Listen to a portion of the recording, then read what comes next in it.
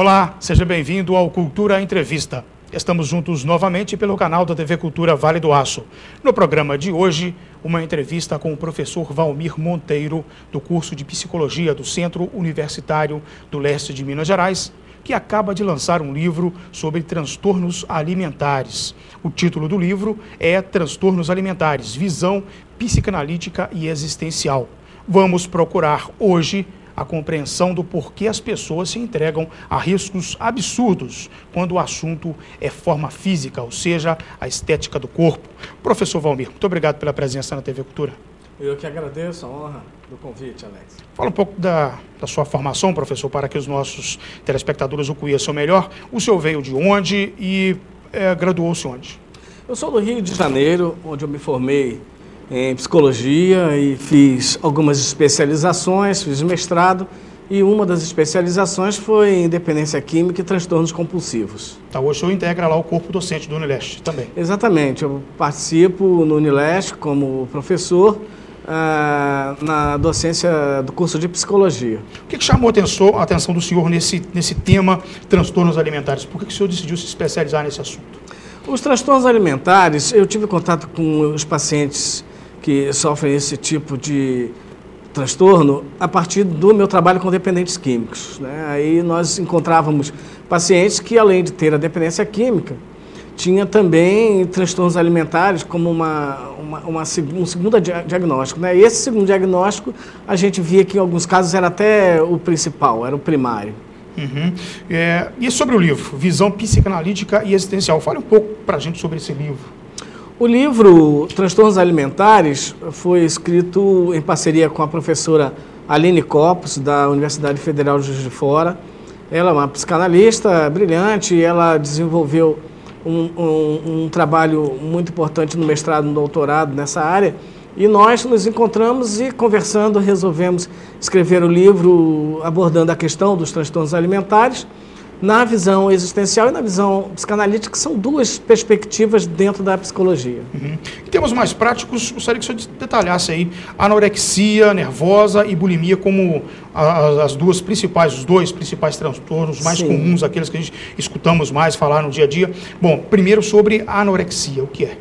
A anorexia é uma expressão do grego, anorexis, que significa sem apetite, e ela se caracteriza como uma restrição alimentar grave do paciente que, às vezes, pelo desejo de emagrecer ou por outros, e associado a outros problemas psicológicos, a pessoa adota a restrição alimentar. Não comer nada ou comer muito pouco como uma tentativa doentia de emagrecer. E a bulimia? A bulimia é a purga alimentar. É quando o paciente, querendo também emagrecer, ele não se furta de comer e, às vezes, come de uma forma abusiva, mas, ao mesmo tempo, não quer permitir que haja o metabolismo se complete. Então, vai purgar, vai provocar vômito, vai impedir esse processo de metabolismo para não engordar também. O senhor diria que essas são as principais preocupações ou são as maiores preocupações no conjunto de transtornos alimentares? Sim, as duas maiores preocupações são em relação à anorexia e em relação à bulimia, porque elas podem causar doenças graves, né, no paciente. Pode levar até a morte, pode gerar principalmente problemas cardíacos, com a hipocalemia, que é a baixa de cálcio e também a baixa de potássio. Potássio e cálcio são os dois nutrientes que mais sofrem com a anorexia e com a bulimia, chamado de hipocalcemia, no caso do cálcio, e hipocalemia, no caso do potássio. E isso pode gerar problemas cardíacos sérios. Ok. Professor, é muito intensa essa conversa sobre forma física, sobre uma boa forma física. As pessoas não falam em boa saúde, mas falam em boa forma física. Tem uma explicação da psicologia para essa obsessão das pessoas pelo emagrecimento? Então, Alex, hoje nós vivemos na nossa pós-modernidade uma realidade que sobressalta a sociedade contemporânea, que é a obsessão pelo corpo perfeito. E como em muitas coisas, as pessoas querem isto de uma forma quase que instantânea. Numa época dos descartáveis, em que tudo sofre a ação do imediatismo, essa obsessão, esse desejo de imediatismo, essa dificuldade de esperar o processo das coisas faz com que as pessoas almejem ter um corpo magro em pouco tempo e muitas das vezes usa dietas abusivas e entre essas dietas abusivas está uma restrição alimentar severa da anoréxica e a purga alimentar da bulímica. São problemas muito graves, porque as pessoas querendo emagrecer, pensando num corpo ideal, que na verdade não existe, e o que existe nesses casos é uma grave distorção da imagem corporal, e a pessoa obsessivamente entra nesse processo compulsivo. Curiosamente, a mesma sociedade que cultua um corpo magro, também é a mesma sociedade que faz uma publicidade enorme de farturas de alimentos, né? De toda a natureza. Isso é uma coisa curiosa. Uma das características da sociedade é que ela é muito paradoxal. A sociedade faz tudo virar produto, é uma sociedade de consumo. A anorexia e a bulimia está num contexto de sociedade de consumo.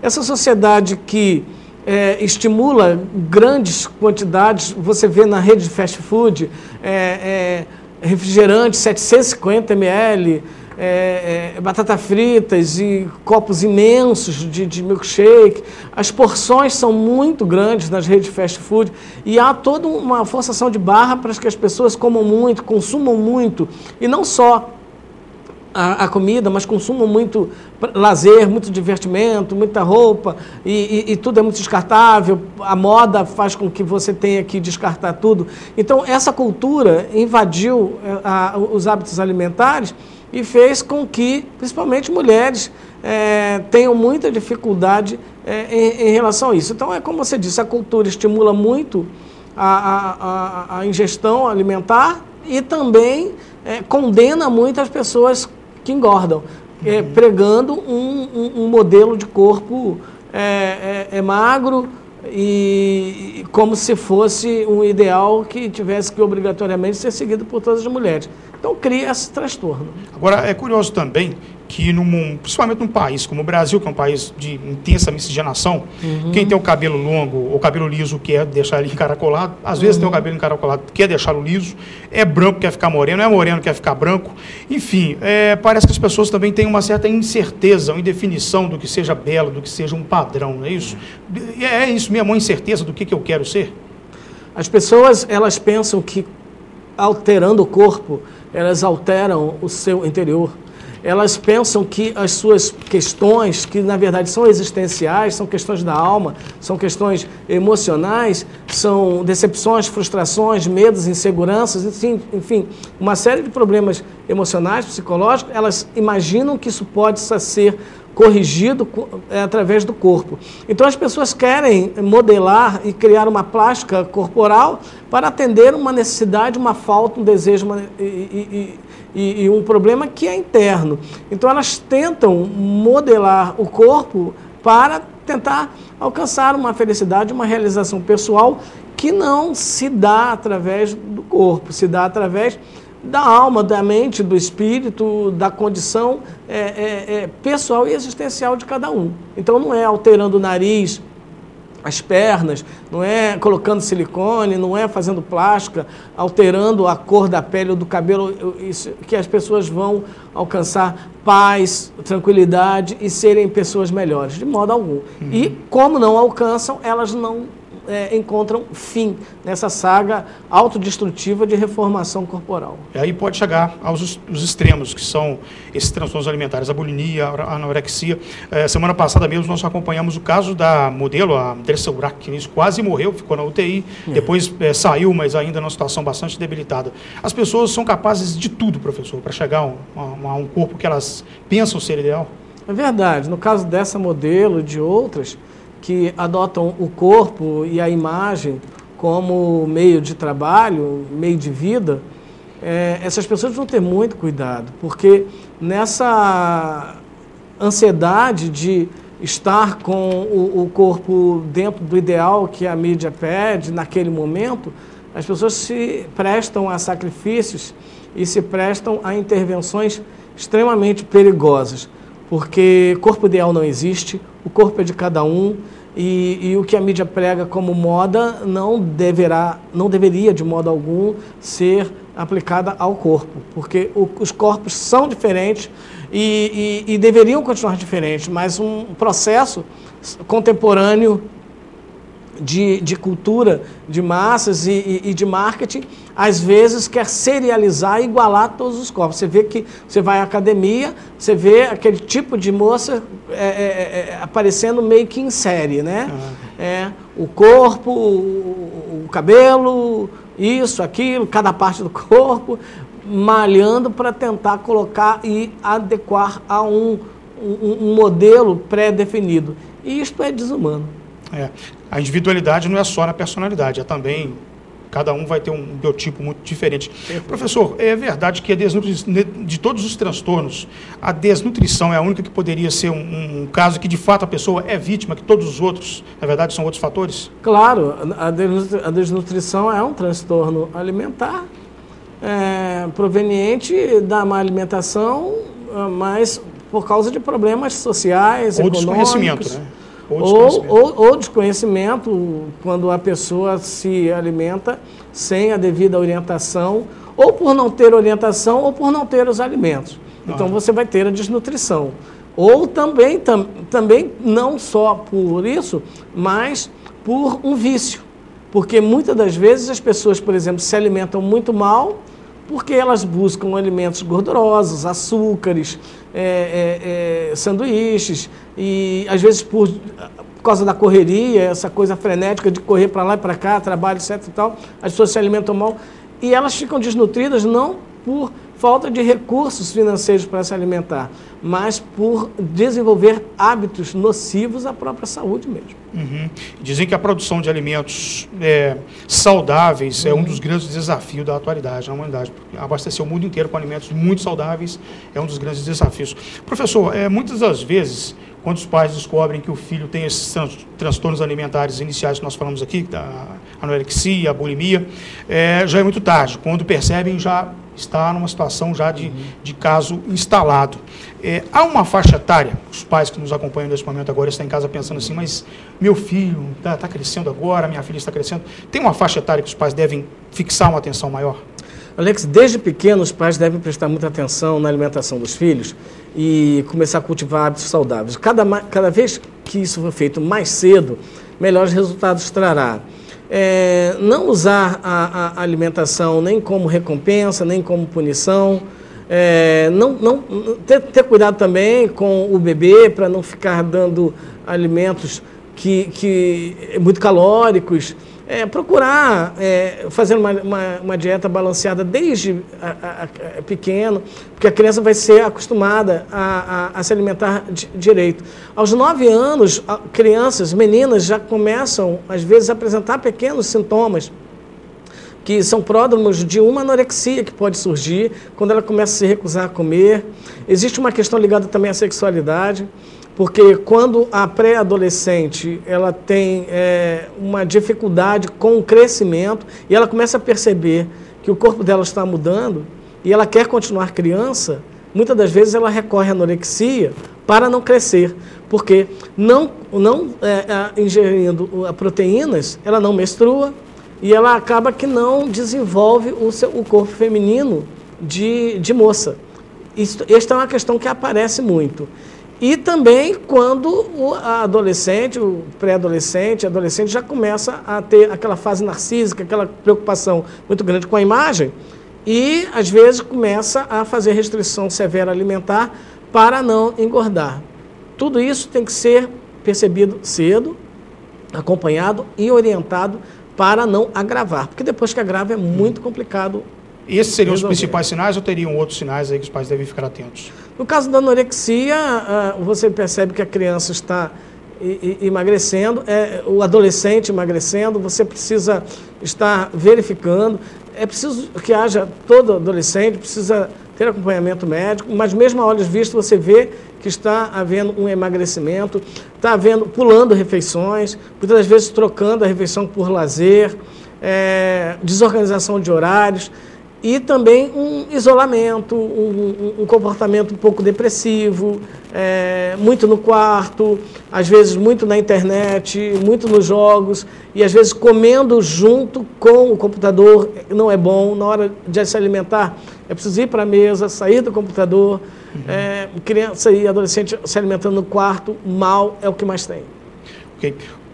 Quando chega ao consultório do senhor um caso desse, quais que são os encaminhamentos adotados? Eu sei que seria arriscado falar em fórmula pronta, cada caso é avaliado certamente de uma forma muito peculiar, mas enfim, quais são os principais encaminhamentos que é possível tomar no caso de anorexia, de bulimia e os outros transtornos alimentares? Na anorexia e na bulimia é preciso haver uma avaliação clínica, uma avaliação médica clínica, porque em alguns casos é preciso fazer algumas intervenções, um tratamento medicamentoso. Quando na anorexia está 40% abaixo do peso, vai precisar internar, porque está entrando numa área bastante perigosa. E o clínico, a nutricionista, o psicólogo e, às vezes, o psiquiatra. Primeiramente, o clínico, o psicólogo e, se for o caso, também o psiquiatra, porque muitas das vezes vai precisar tomar medicação para segurar um pouco as compulsões e a quantidade excessiva de episódios de bulimia, por exemplo, durante o dia. Bom, eu, assim, avaliando o que o senhor falou até agora, uma situação que nós vamos tratar muito no programa aqui hoje, que é uma questão que se chama equilíbrio. É preciso ter equilíbrio em tudo, inclusive na alimentação, na observação dos filhos. Não é isso, professor? É isso. Sem ficar obcecado também, seu filho vai ter transtorno. Sem paranoia,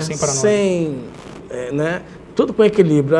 O conselho que eu dou ao mundo hoje, que o mundo mais precisa hoje, Alex, é equilíbrio, é temperança, é calma, é bom senso. Não é? Seja amigo do seu filho, do seu adolescente, acompanha, conversa e procura dar exemplo também, porque às vezes não adianta os pais quererem que os filhos se alimentem bem se eles se alimentam mal. Então é preciso que a família comece a se preocupar com a qualidade de vida. Professor, o senhor falava agora há pouco aí dos adolescentes, dos jovens que ficam muito ligados ao computador e antes de começarmos a gravar esse programa aqui de hoje, nós falávamos justamente da sociedade vigiada que nós temos hoje, né? A internet possibilitou que passássemos a viver numa sociedade vigiada que há 20 anos era só imaginada nos livros e nos filmes da ficção. Pode virar um problema também? Também, existe um transtorno compulsivo relacionado à internet. E aí são duas questões: a perda da individualidade, não é? E também a perda da subjetividade ou o prejuízo da subjetividade e o problema da compulsão ao uso de aparelhos eletrônicos e tecnológicos em que a pessoa deixa de se comunicar com o mundo pessoalmente e passa a se comunicar apenas através dos aparelhos eletrônicos. Isto pode gerar problemas psicológicos. Nós vamos voltar nesse assunto aqui hoje ainda no Cultura Entrevista, que recebe aqui como convidado o psicólogo, professor do Centro Universitário do Leste de Minas Gerais, Valmir Monteiro. Um minuto só para o intervalo.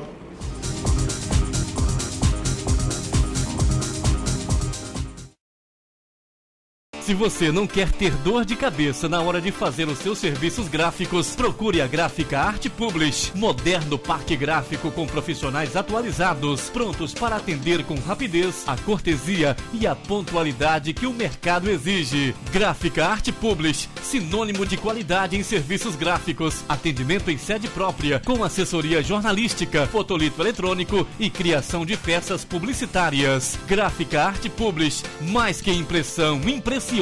Arte Publish, Avenida Londrina, número 400, bairro Veneza 2, Ipatinga. Telefone 3828-9020. Artepublish, @artepublish.com.br.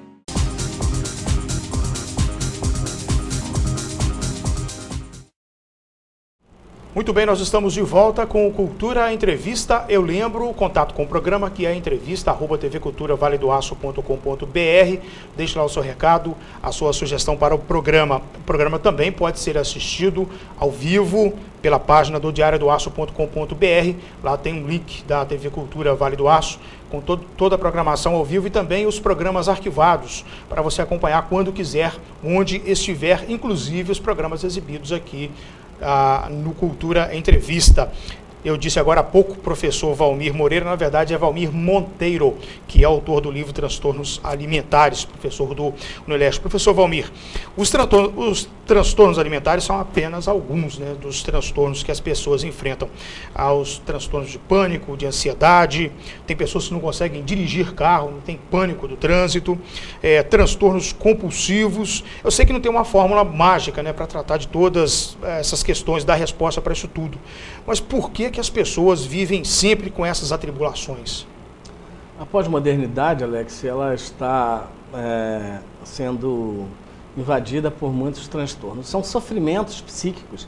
Esses sofrimentos psíquicos modernos, que nós chamamos de transtornos compulsivos e transtornos obsessivo-compulsivos, as dependências. Sim, é verdade, transtorno de ansiedade, transtorno do pânico, síndrome do pânico, as fobias modernas. No passado eram as histerias e as depressões mais clássicas, né?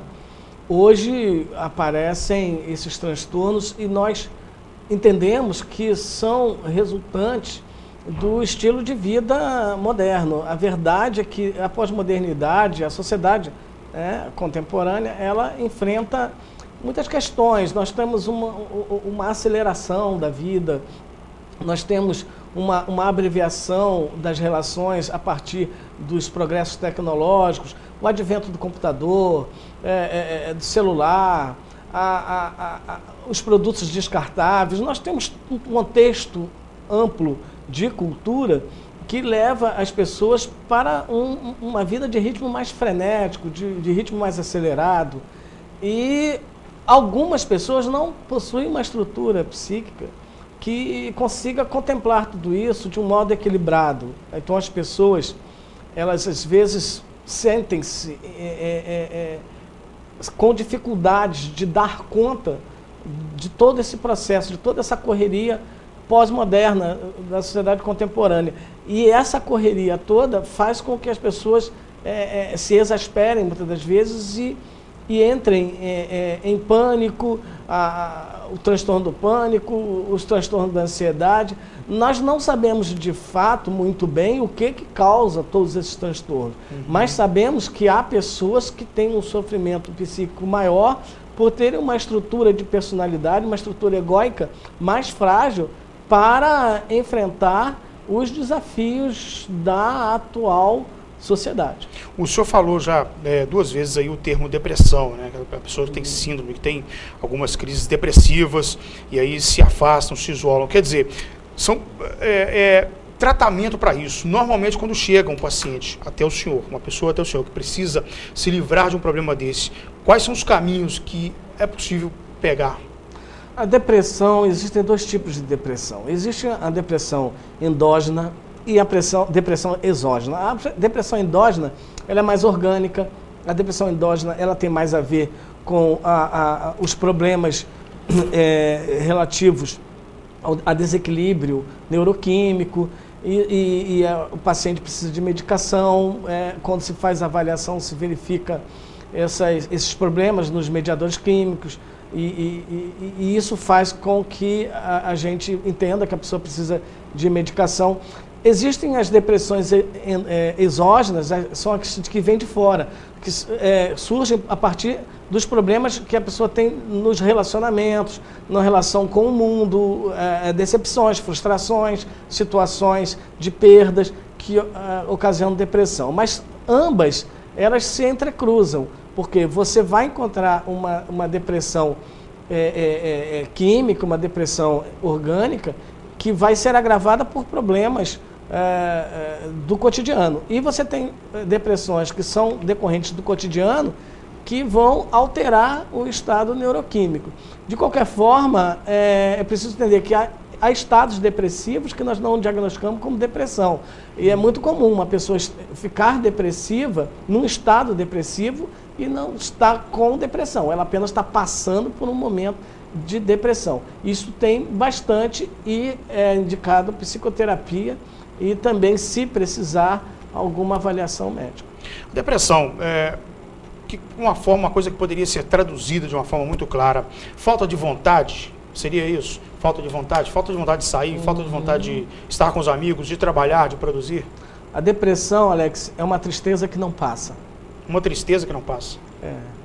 Quando nós podemos ficar tristes, 1 hora, 2 horas, 1 dia, 2 dias. Porque a frustração faz parte da vida humana. Faz parte. O tempo todo a gente se frustra, se decepciona, a pessoa às vezes tem um objetivo que não alcança, é normal, e ela fica triste, e essa tristeza toma conta dela, mas essa tristeza vai passar, porque a tendência do ser humano é reagir, é tentar outra vez, é achar uma alternativa. A famosa volta por cima. Dar a volta por cima.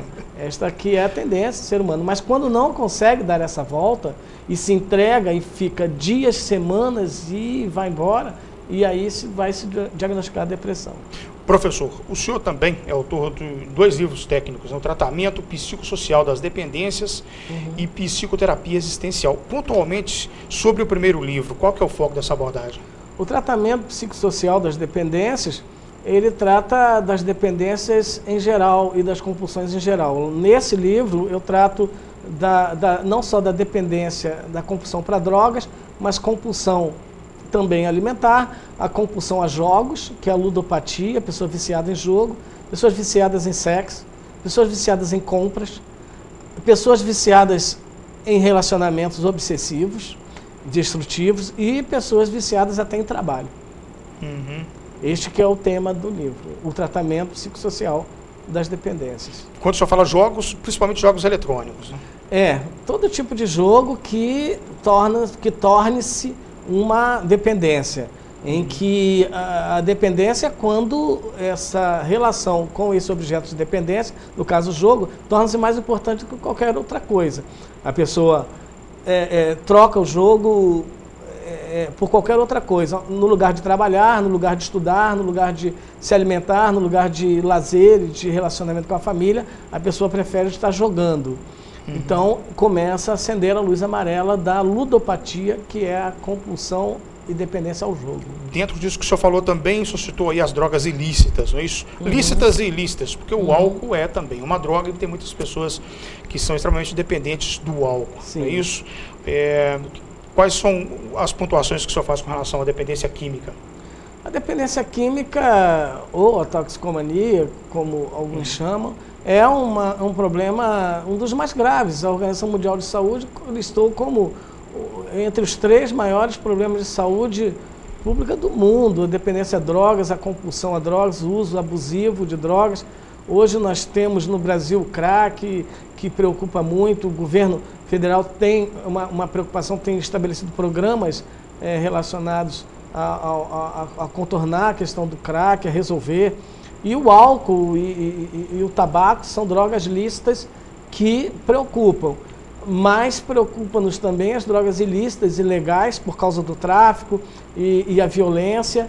É uma questão gravíssima, é um problema de saúde pública que precisa da nossa atenção séria. Agora, nós já percebemos claramente que o modelo que a sociedade ocidental, em particular, adotou, que é o combate ostensivo pelo Estado, isso não funcionou, porque a droga continua a circular por aí e parece que se gastam milhões e milhões e não conseguem controlar o tráfico de drogas, né? Quantas equipes de policiais são mobilizadas todos os dias em todas as cidades para fazer esse combate e não consegue, a droga continua a circular por aí. É uma questão que teria que voltar lá na educação, professor, para ensinar para o menino o seguinte: olha, você não pode usar droga, não é porque ela é um monstro, não. Você não pode usar droga porque ela vai te matar, ela vai te provocar um problema de saúde. Não é isso? Não seria esse o caminho? Sim, o caminho é a prevenção, o segredo é a prevenção, mais do que o combate ao tráfico. Nós acreditamos que o combate ao tráfico é importante, mas mais importante é a prevenção.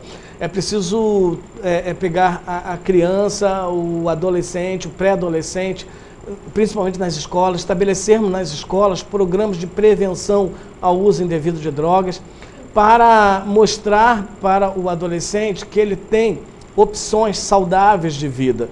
Por quê? Ele vai usar a droga por quê? Como diversão, ele pode usar a droga como uma tentativa de remediar algum sentimento que o incomoda. E o que nós vamos e devemos e podemos ensinar é que ele pode remediar os sentimentos enfrentando esses sentimentos. Ele pode se divertir de milhões de formas sem precisar usar droga. E ele ser mais criterioso, se ele tem curiosidade, que ele pesquise sobre o assunto, converse com as pessoas, com os pais, com os professores, não precisa fazer uso. Mas isso tem que começar muito cedo. Já passamos do tempo em que as escolas precisam atualmente, de modo urgente, estabelecer programas de prevenção para pré-adolescentes. Ok. Agora parece que a humanidade tem uma tendência tremenda a se envolver com substâncias que atirem de um estado normal de consciência para levar para um outro plano. Sim.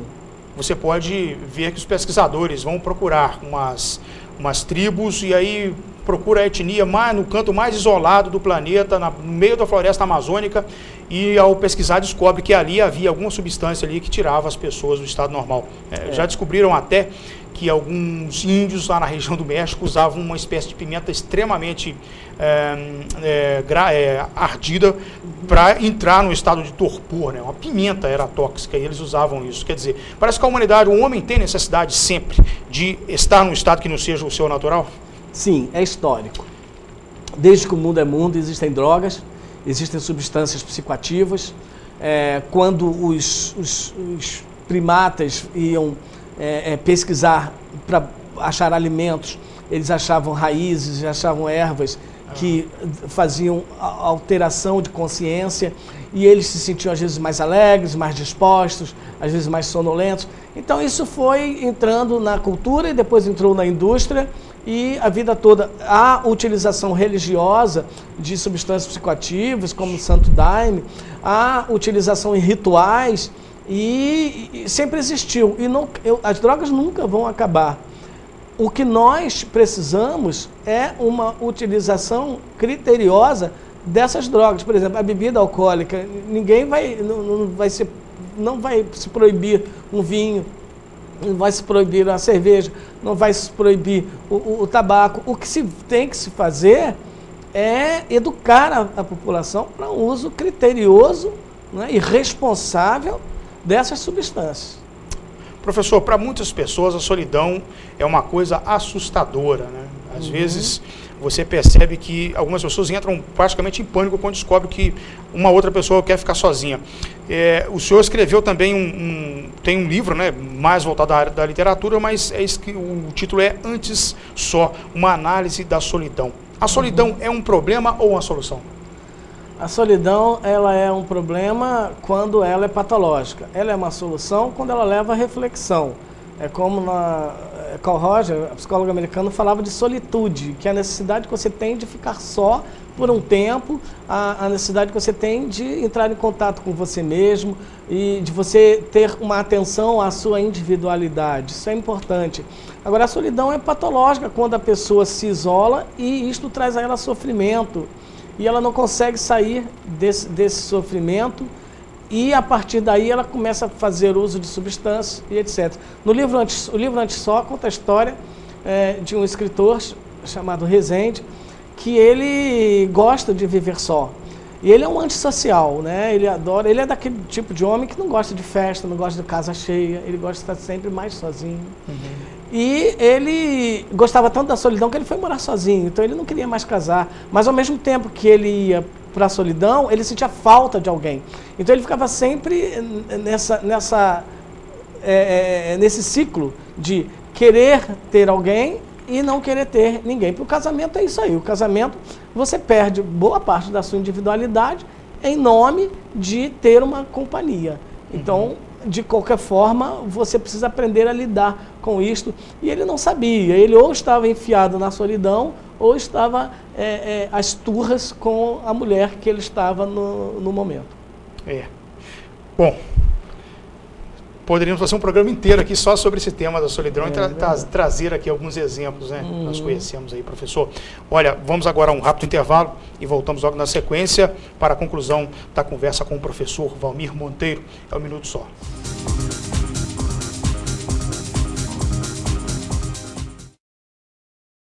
A Clinap dispõe de um amplo mix de produtos, equipamentos e acessórios para limpeza. Atua na linha de produtos químicos atendendo segmentos alimentício, médico, odontológico e industrial, com qualidade e pontualidade na entrega. Clinap, negócios verdadeiramente limpos. Avenida Guido Marliéria, número 190, no bairro Iguaçu, em Patinga. Telefone 3822-4547.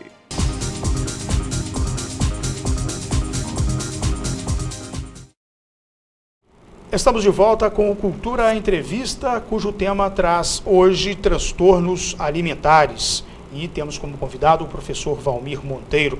Professor, mais recentemente surgiram aí alguns conceitos que na mesma trilha da bulimia e da anorexia vem a ortorexia e a vigorexia. Eu gostaria que o senhor abordasse cada um desses problemas e as ameaças que eles trazem.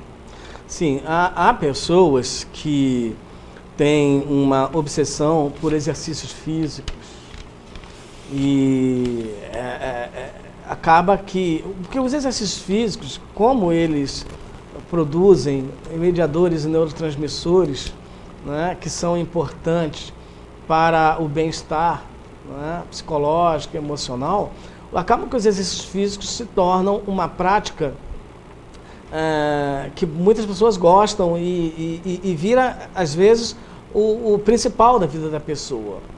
A questão que a gente vê com a vigorexia e a ortorexia é quando a pessoa passa a adotar determinada prática de um modo que começa a prejudicar a atenção dele a outras áreas da vida que ele precisava dar atenção.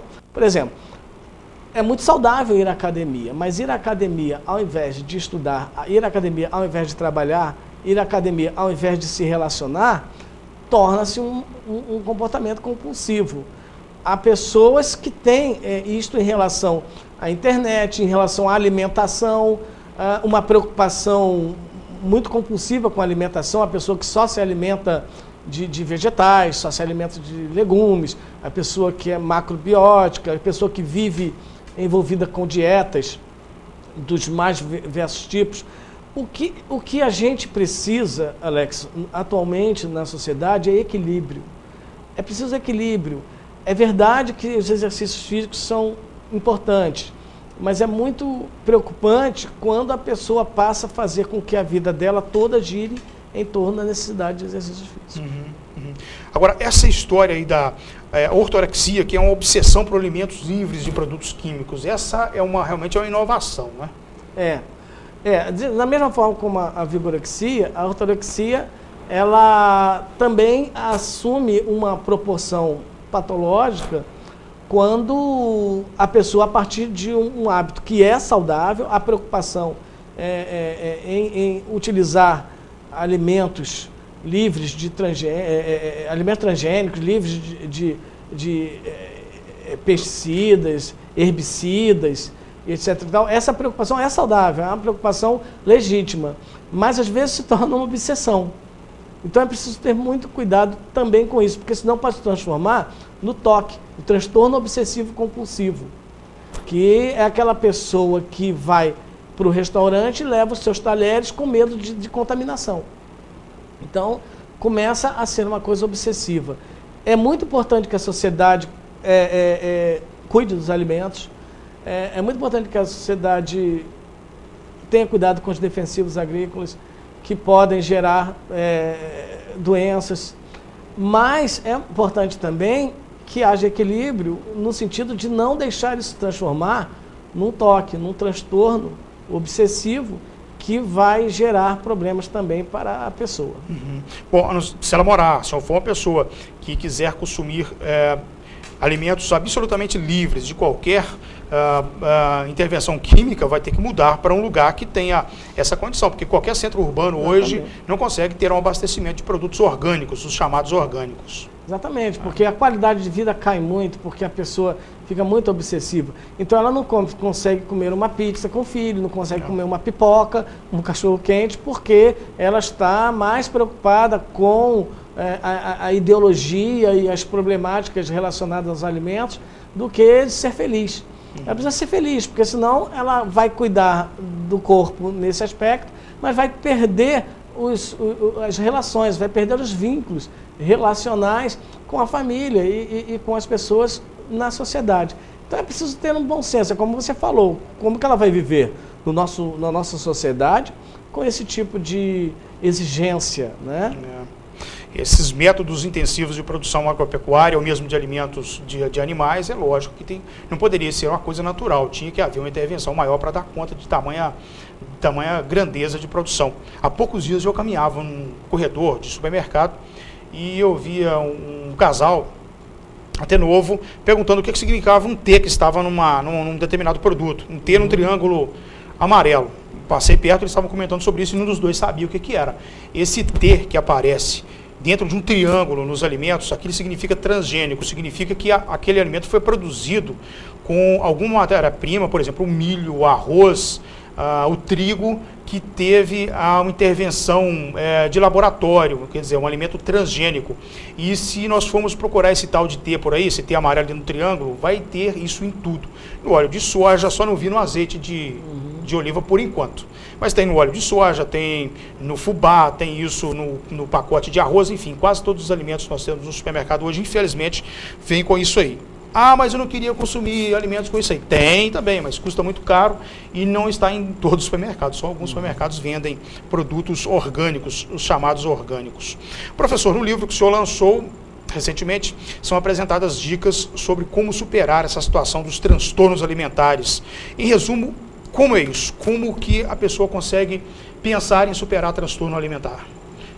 É necessário, Alex, que quando a pessoa tenha um problema, ela procura entender a natureza desse problema, onde ele verdadeiramente está, o tamanho dele, porque uma das questões é que as pessoas têm um problema, têm uma dificuldade e muitas das vezes ela amplia isso. É preciso que se pense de uma forma mais racional, de uma forma mais lógica. Se você tem um problema e tem solução, não se preocupe, ele tem solução. Se ele não tem solução, também não se preocupe, porque não tem solução. É preciso olhar com mais bom humor a vida, levar menos a sério. As pessoas levam, às vezes, as coisas muito à ponta de faca, levam de forma muito radical as questões, e isso vai desembocar nos transtornos alimentares e em outros tipos de transtornos, quando a pessoa perde a esperança, perde a fé, quando a pessoa perde a autoconfiança, não é? E isto vai gerar muitos problemas. Nas relações familiares, por exemplo, é preciso estabelecer o seguinte: isto realmente é um problema que é necessário atenção, isto tem a necessidade de haver a maior preocupação, não havendo, deixa passar, porque eu costumo fazer uma metáfora, mas muitas pessoas que vivem na vida como um goleiro, não deixam passar nada. O que eu aconselho é que as pessoas deixem muitas coisas passarem, porque não, na verdade não são tão importantes assim. E aí é preciso priorizar mais as coisas e encarar as questões da vida dessa forma. Tá, nós vimos no trânsito, por exemplo, é uma situação assim, parece que cada um quer ter o seu espaço, não quer abrir mão do espaço que ele tem para o outro. E aí ocorrem as fechadas, as colisões, aí, engavetamentos. É lógico que em alguns casos é falta de atenção, os outros casos são realmente falhas mecânicas, problemas de via, mas há um grande número de acidentes que poderiam ser evitados se as pessoas se preocupassem menos com o espaço. Se o outro entrou, deixa embora, vai embora, está com pressa, eu não estou com pressa, vai embora. Mas nem todo mundo pensa assim o tempo todo, professor. Convivência debaixo de um mesmo teto. 2, 3, 4, 5 pessoas, seja um núcleo familiar maior ou menor, é também um grande desafio. É verdade, as pessoas precisam relaxar mais, deixar que as coisas aconteçam de uma forma mais natural, parar de tentar controlar tudo. Nós vivemos numa época em que há uma sede de controle, as pessoas pensam que podem controlar tudo, não podem e nem precisam. E só gera um mal-estar. precisa deixar que as coisas aconteçam naturalmente, respirar mais, contemplar a natureza, brincar com as crianças. Está aborrecido, está irado, vai brincar com uma criança, como diz outro, vai pescar, vai passear. No trânsito isso é muito sério, as pessoas numa correria louca, as pessoas na verdade nem sabem para onde vão, nem porque estão com tanta pressa, é preciso ter uma visão racional. São muitos os automóveis na rua, então vamos ter que andar devagar sim. Se não quer andar devagar, vende o carro e vai andar de táxi, vai andar a pé, vai andar de ônibus, mas é necessário uma educação dos motoristas de uma forma bastante urgente, porque a situação está bastante caótica e está gerando neurose nas cidades. Professor, para o telespectador que nos acompanha e quiser ter acesso ao livro Transtornos Alimentares, ele está disponível onde? No site da Bookess, BOOKESS. Vamos deixar aqui no vídeo o endereço eletrônico. Aqui está a versão eletrônica dele, isso? Tem a versão impressa também? Tem a versão impressa também nesse mesmo site, www.bookess.com.br. A pessoa adquire o livro Transtornos Alimentares impresso, recebe em casa, não cobram frete, e também o e-book, que é o livro eletrônico, que a pessoa pode também adquirir. Nós temos mais alguns minutos, deixa eu fazer mais uma pergunta para o senhor. Agora há pouco você disse que as pessoas têm que reconhecer que tem um problema e que precisam de tratamento, mas e se a pessoa não chega a esse nível de compreensão de que eu preciso de tratamento? O senhor é a favor de um tratamento compulsório, quer dizer, a família percebeu que tem um problema e obriga aquele tratamento, interna a pessoa para o tratamento, ou seja, a dependência, ou seja, a anorexia ou a bulimia? No caso da anorexia, se o peso atinge 40% abaixo do normal, só tem que ser internada, porque senão ela vai a óbito. Há muitos casos de internação de anorexia por isso. A pessoa chega aos 40% abaixo do peso normal, ela tem que ser internada. No caso da bulimia, também, quando há uma indicação clínica, uma hipocalemia acentuada, hipocalcemia, ou seja, existem indicadores clínicos que vão fazer com que haja a internação. O que se espera é que haja o diálogo da família antes desse agravamento, para que a pessoa possa se tratar no consultório, sem precisar ser internado. Numa outra ponta do problema aí, que nós tratamos também ao longo do programa, o senhor é a favor da internação compulsória, por exemplo, dos viciados em crack? Eu sou a favor quando ele está gerando perigo de vida para ele mesmo e para a sociedade. Porque o crack vai eliminar a consciência. Muitos falam o seguinte, a pessoa precisa querer, ter vontade. Mas em alguns casos graves, toxicomania grave, dependência do crack grave, a pessoa perde essa vontade, ela perde a consciência. Então ela não tem nem mais capacidade de julgamento do que quer e do que não quer. Nesse caso é preciso haver uma intervenção, porque eu não entendo, porque no caso de um cardíaco, qualquer um, se chegar em casa e o pai ou a mãe tiver com um ataque cardíaco, vai internar, não vai perguntar, é a sua vontade, não é a sua vontade, ninguém vai pensar nisso. Por que no caso da dependência química, nos casos graves em que a pessoa está numa situação pré-mórbida ou está numa situação grave, por que não internar? Então é preciso pensar nesses casos. Havendo indicação profissional, eu sou a favor da internação. Professor Valmir, chegamos ao fim do Cultura Entrevista. Muito obrigado pela presença aqui na TV Cultura. Agradeço você, Alex. Estou à disposição sempre que for necessário. Vai ser um prazer. Legal, muito obrigado. Para você também que nos acompanhou aí de casa, obrigado pela companhia. Tenham todos uma ótima semana.